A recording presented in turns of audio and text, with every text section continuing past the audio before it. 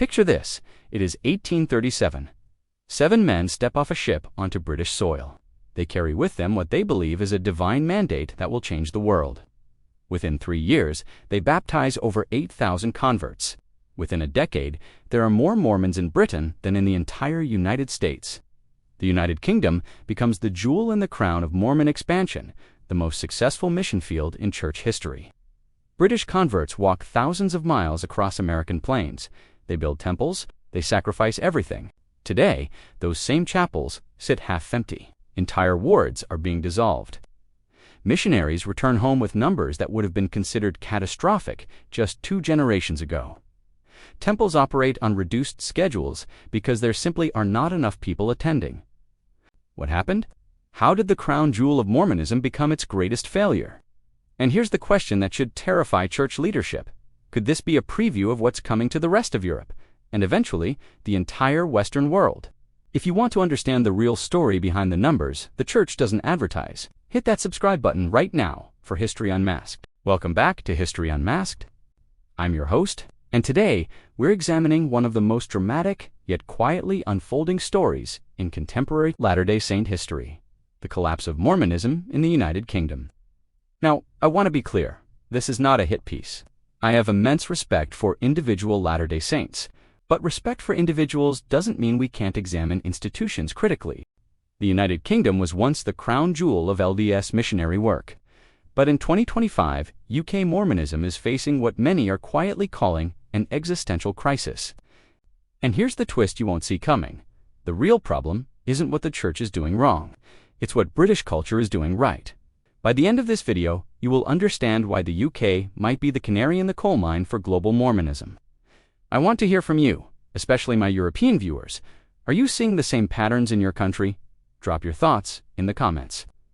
Now, let's go back to where it all began. To understand the scale of what has been lost, we need to rewind nearly 200 years. On July 20th, 1837, Heber C. Kimball and Orson Hyde arrived in Liverpool, England. What happened next exceeded their wildest expectations. Within 8 months, over 2,000 people had joined the church.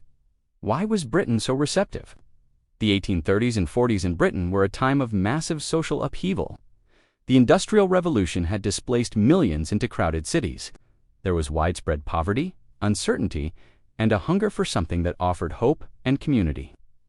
Mormonism offered all of that. It promised not just salvation in the next life, but a tangible gathering place in this one, Zion, America.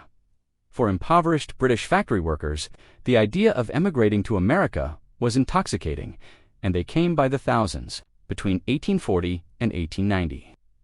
More than 50,000 British converts emigrated to Utah by 1840. There were more Mormons in Britain than in the entire United States.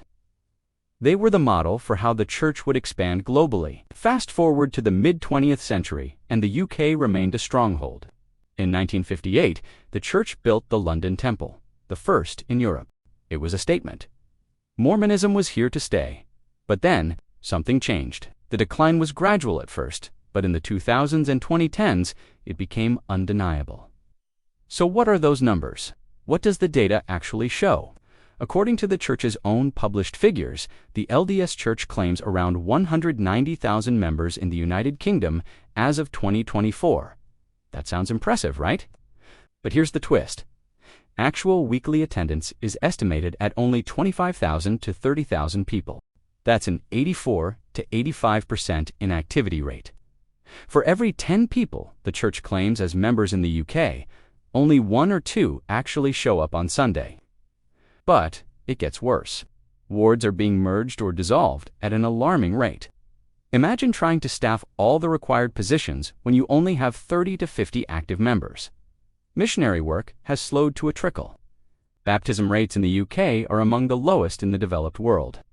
Convert retention is abysmal, with studies suggesting as many as 70 to 80% of converts leave within a year of baptism. The Preston England Temple, built in 1998, now often operates with sparse attendance. This is not speculation. These are patterns visible in the church's own data. But here's where the story takes a turn that makes it so much more interesting. This is not just a Mormon problem. Here's what most American observers completely miss when they look at the collapse of UK Mormonism. The collapse of UK Mormonism is happening within the context of the collapse of all organized religion in Britain. The United Kingdom is one of the most thoroughly secularized nations on earth, and secularization isn't what many religious people think it is. It's not atheism or persecution. It's polite indifference.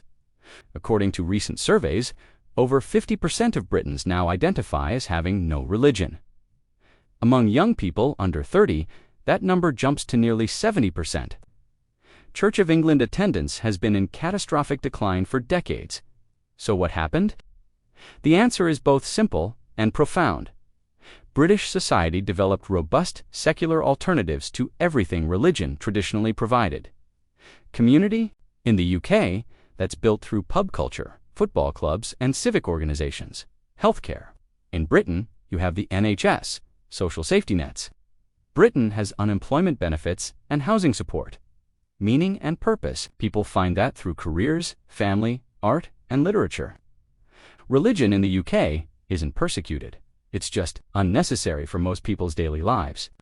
Mormonism thrives in environments where it offers something people can't get elsewhere. In the UK, people already have those things. Let's talk about something that makes many Latter-day Saints uncomfortable. Mormonism is a profoundly, unmistakably American religion, and I don't just mean it was founded in America. I mean its theology, culture, and worldview are deeply tied to American ideals. Think about core Mormon narratives, the Promised Land, Manifest Destiny, the pioneering spirit. Even the Book of Mormon itself is fundamentally an American text.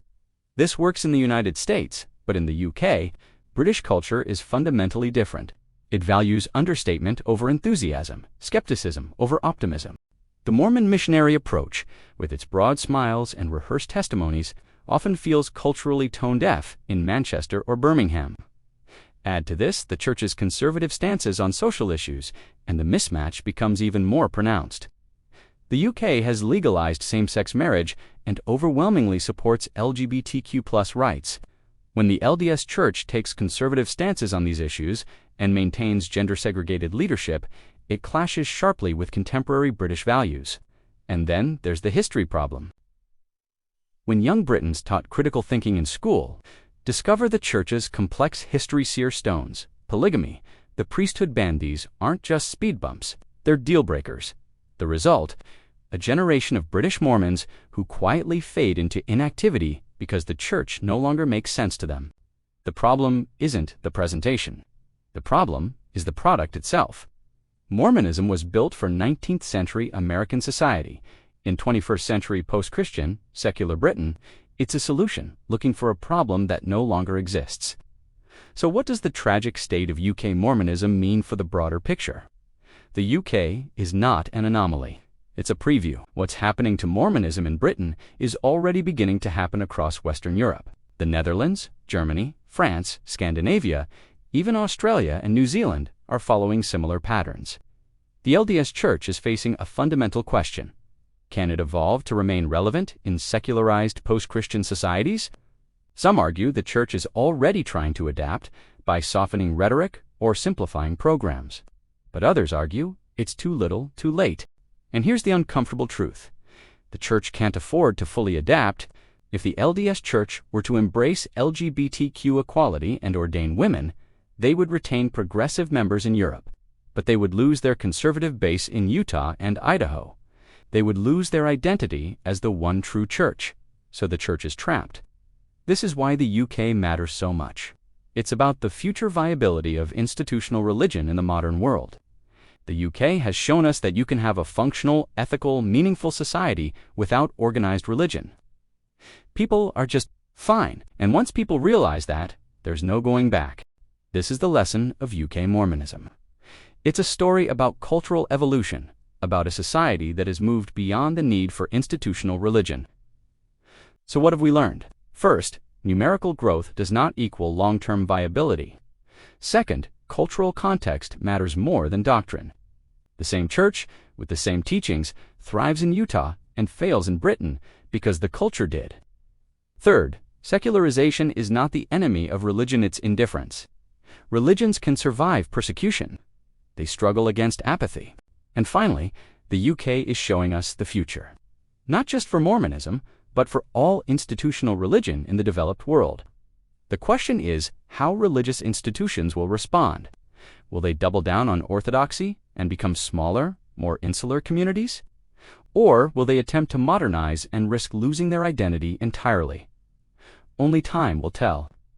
If this video gave you a new perspective, smash that subscribe button for History Unmasked and hit the notification bell. And I really genuinely want to hear from you. If you're in Europe, what's happening with religion in your country? If you're a current or former Latter-day Saint, does this resonate? Do you think institutional religion can survive in secular societies? Drop your thoughts and experiences in the comments below. Let's have a real conversation. Thanks for watching History Unmasked. I'll see you in the next one.